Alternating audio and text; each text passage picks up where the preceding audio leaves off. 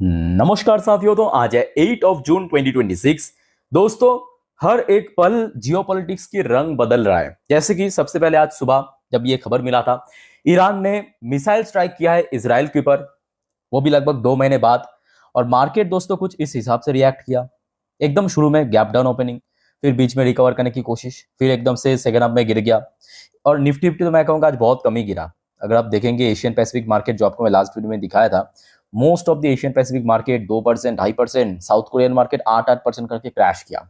और फिलहाल दोस्तों माहौल मैं कहूँगा आज सुबह से बहुत बेटर है। आइए, जो कुछ भी हो रहा है मैं आपको थोड़ा डिटेल में समझा देता हूँ, ठीक है। ये जो अपडेट है, ध्यान से आप टाइम को नोट करना। ये बस मतलब लास्ट 1 घंटे की अपडेट मैं आपको दे रहा हूँ। ये देखिए 5:12 की अपडेट है शाम की, ठीक है। अब देखिए सुबह में तो ईरान ने इजराइल के ऊपर मिसाइल हमला किया था। उसके बाद ये डर था कि शायद इजराइल भी उसको रिटेलिएट करेगा, मतलब काउंटर में कुछ ना कुछ हमला करेगा, जवाबी कार्रवाई करेगा। बट अभी तक ऐसा हुआ नहीं। उसके पहले ईरान ने अनाउंसमेंट कर दिया सीज फायर विद इजराइल। देखिए ये ऑफिशियली ईरान की तरफ से घोषणा हो चुका है। Iran announces cease fire with Israel warn, मतलब उसके बाद इजराइल को वार्निंग भी दिया, more severer and crushing response if attack resume. मतलब अगर इजराइल फिर से रिटेलिएट करने की कोशिश किया, मतलब ईरान पे जवाबी कार्रवाई किया, तो हम इससे ज्यादा घातक हमला करेंगे, ठीक है। ये ईरान की तरफ से कहा। अच्छा, एग्जैक्टली ईरान का क्या स्टेटमेंट आया है मैं आपको थोड़ा पढ़ के सुनाता हूं, तो आपको बेटर यहाँ पे समझ आएगा। ध्यान से मेरे बात को सुनना, क्योंकि देखिए क्या है कि ये आर्टिकल्स थोड़ा सा बोरिंग लग सकता है, बट यहाँ पे आपको एक्चुअल इंफॉर्मेशन मिलेगा। देखिए, ईरान ऑन वेडनेसडे, वेडनेसडे नहीं एक्चुअली संडे होगा, यहाँ पे बार बार मिस्टेक कर रही है लोग। Iran on Wednesday announce a halt to its military operation against Israel, मतलब आज अभी की बात है, signaling a ceasefire after months of escalating tension across the region. However, Tehran coupled the announcement with a stern warning that any renewed Israeli military action, मतलब अगर Israel अगर further हमला किया, जवाबी कार्रवाई किया ईरान के ऊपर, would trigger a stronger response, तो हम फिर से एक घातक रेस्पॉन्स करेंगे। अब ये ईरान की तरफ से ऑफिशियल, ये देखिए प्रॉपरली लिखा है, ईरान ऑफिशियल सेड, क्या कहा, वी आर सीजिंग ऑपरेशन, मतलब सीज फायर अनाउंसमेंट किया है इसराइल के साथ against Israel, if it resume attacking Lebanon. अब यहाँ पे एक और बात आपको समझने की आवश्यकता है। If it resume attacking Lebanon, it मतलब कौन, यहाँ पे इसराइल को मेंशन किया। If it resumes attacking Lebanon, क्योंकि आपको पता होगा पिछले कुछ महीनों से इसराइल ने बैक टू बैक लेबनान के ऊपर स्ट्राइक किया था। तो अगर फिर से इसराइल ने लेबनान के ऊपर स्ट्राइक किया, we will act with even greater force. तो मतलब हमने आज सुबह जितना हमला किया उससे ज्यादा घातक इस बार वार करेंगे, ये ईरान की तरफ से कहा गया, ठीक है।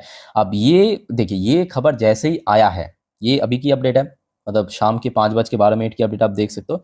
तुरंत क्या हुआ पता है, ऑयल प्राइस जो सुबह एकदम स्पाइक कर गया था, वो थोड़ा सा नीचे आ चुका है। और उसके बाद क्या हुआ पता है, ये देखिए जो डॉ जोन्स की फ्यूचर मैं आपको लास्ट वीडियो में भी दिखा रहा था, नेगेटिव में चल रहा था, यहाँ पे चल रहा था ना, ये देखिए नेगेटिव में चल रहा था, एकदम से स्पाइक करके पॉजिटिव में पहुंचा, अभी पॉजिटिव में चल रहा है। दूसरी तरफ हमारे जो गिफ्ट निफ्टी की फ्यूचर्स है, वो भी पॉजिटिव पोजिशन पे आ चुका है, ये देखिए वो भी अभी जस्ट मिनट में आपको रिफ्रेश करके दिखाता हूँ। हाँ ये देखिए वो भी पॉजिटिव पोजीशन पे आ चुका है, जबकि कुछ टाइम पहले नेगेटिव में चल रहा था।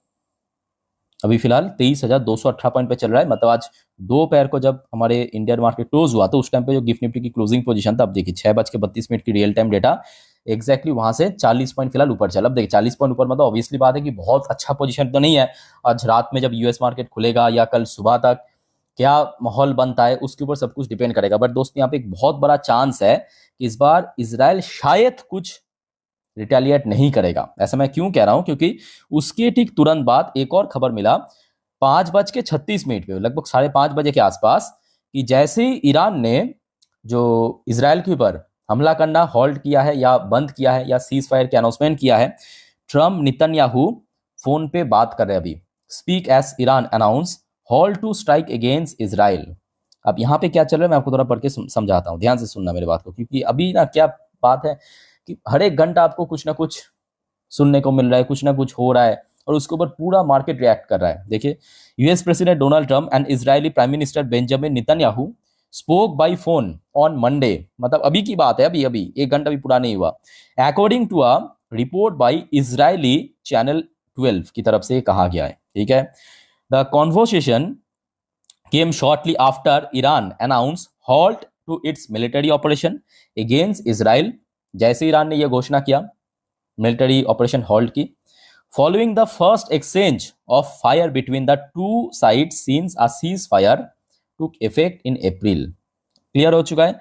सो अब देखना होगा कि यहाँ पे डोनाल्ड ट्रम्प और बेंजामिन नेतन्याहू की बातचीत में क्या निकलता है। तो इसके ऊपर जब भी कुछ अपडेट आएगा जरूर मैं आपको इन्फॉर्म कर दूंगा। बट हाँ, ये अगर फिर से स्पार्क होने लगा, मतलब अगर जवाबी कार्रवाई हुआ इजराइल की तरफ से, यूएस की तरफ से, मामला फिर से गड़बड़ हो सकता है। ठीक है, अब यहाँ पे क्या होगा एक्चुअली किसी को पता नहीं है, कुछ भी हो सकता है।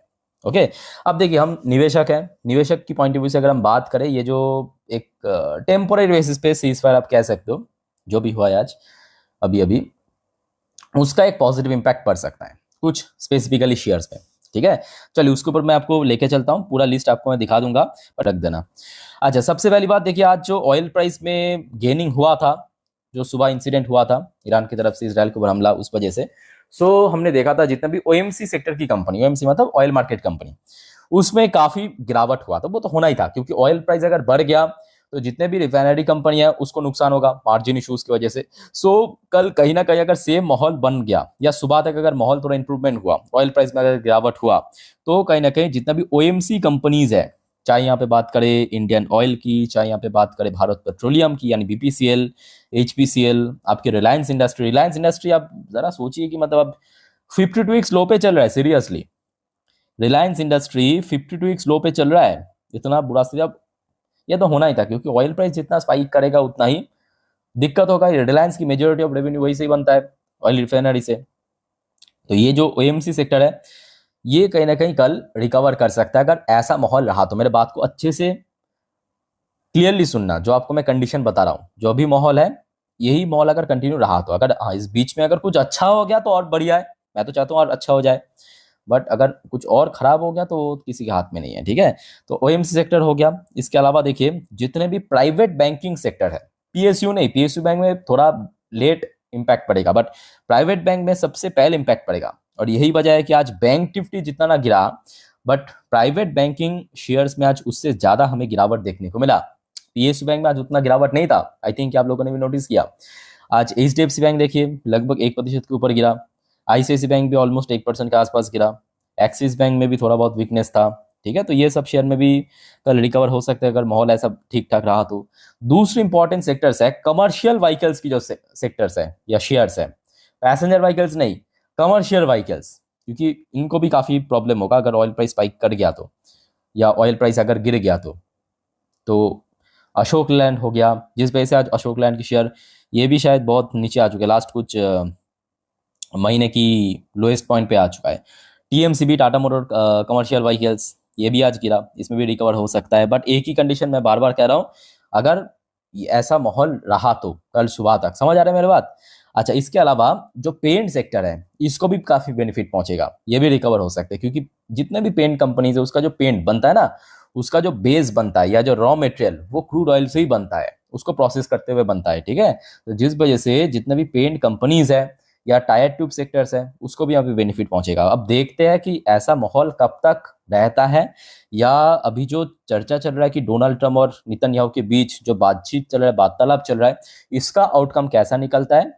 तो इस बारे में दोस्तों कुछ भी अपडेट मिला मेरे तक पहुंच गया तो जरूर करना, आप लोगों के लिए मेहनत से बनाता हूं, तो आप जब देखते हो मुझे भी अच्छा लगता है। ठीक है, बाकी दोस्तों और कोई आपका कंफ्यूजन या डाउट फाउट है कमेंट करके पूछिए। वाइंड अप करता हूं वीडियो को, टेक केयर, बाय बाय, जय हिंद।